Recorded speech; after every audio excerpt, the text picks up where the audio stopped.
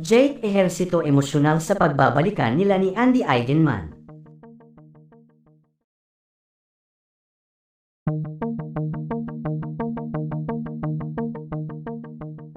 Matapos ang kontrobersyal na kinaharap ng relasyon ni Andy Eigenman at Filmar Alipayo, na talaga namang nag-trending sa social media ang kanilang hiwalayan. Matapos ngang mapabalita ang kanilang paghihiwalay ng dahil sa isyong pambababae ng partner ni Andy na si Filmar, ay heto at pinag-uusapan naman ang napapabalitang pagkakabalikan umano ng mag-ex na si Andy Eigenman at Jake Ejercito after ng mahabang panahon. Matatandaan na may anak si Andy at Jake na si Ellie, at madalas ang kanilang pagkikita dahil sa co-parenting status nilang dalawa.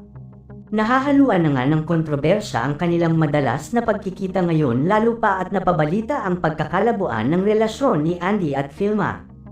Gayunpaman marami ang magiging masaya kung totoo talagang nagkabalikan na si Jake at Andy, dahil maraming tagahanga ng mga ito ang nag-aabang sa muli nilang pagbabalikan. Nagsimulang pag-usapan ang balitang ito matapos na mapabalita sa ilang social media entertainment websites na muling nagkakamabutihan si Jake at Andy matapos ang kinaharap nitong problema sa buhay nito.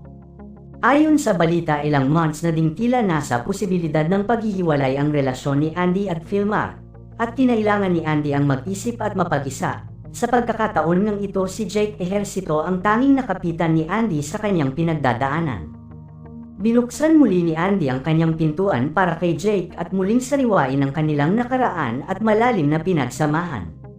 Sa makatuwid, muling binigyan ni Andy ng pagkakataon si Jake hindi lang para sa kanyang sarili kundi para sa kanyang anak na si Ellie.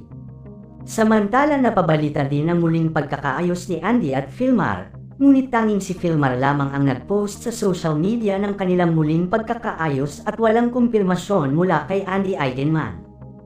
Kaya naman magkahalo ang espekulasyon ng mga netizens patungkol sa bagay na ito. Ayon kasi sa balita, ilang beses nang binigyan ni Andy ng chance ang relasyon nila ni Filmar at umaasang magbabago pa ito. Ngunit nabigong muli si Andy sa huling pagkakataong kanyang ibinigay kay Filmar, na naging daan upang magkalapit muli si Andy at Jake at muling may pagpatuloy ang kanilang naputol na relasyon. Matapos nito, tuluyan na ngang nakipaghiwalay si Andy kay Filmar matapos ang lahat ng ginawa nitong sakripisyo para dito at saktan siya ng paulit-ulit. Pinatunayan nga ni Jake ang kanyang tunay na pagmamahal kay Andy at nangakong sa pagkakataon na ito ay hindi na muling magkakamali at hindi na muling sasaktan ang damdamin ni Andy. Sa pangyayari ng ito, ang lubos ang kasiyahan ay walang iba kundi ang anak ni Andy at Jake na si Ellie, dahil sa wakas muli nang mabubuo ang kanilang pamilya. Sa usapang anak naman ni Andy at Filmar ay aasahan ang pagdinig nito sa korte sa magiging kustodiya ng mga ito. Ngunit bilang isang ina ay hindi daw papayag si Andy na mawalay sa kanya ang kanyang dalawang anak.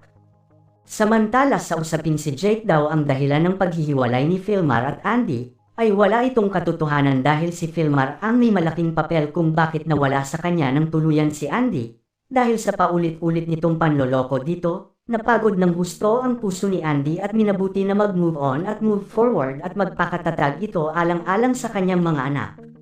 Sa ngayon ay umaasa ang fans ni Andy na sana ay mahanap na nito ang kanyang hinahanap na kaligayahan sa piling ni Jake Ejercito.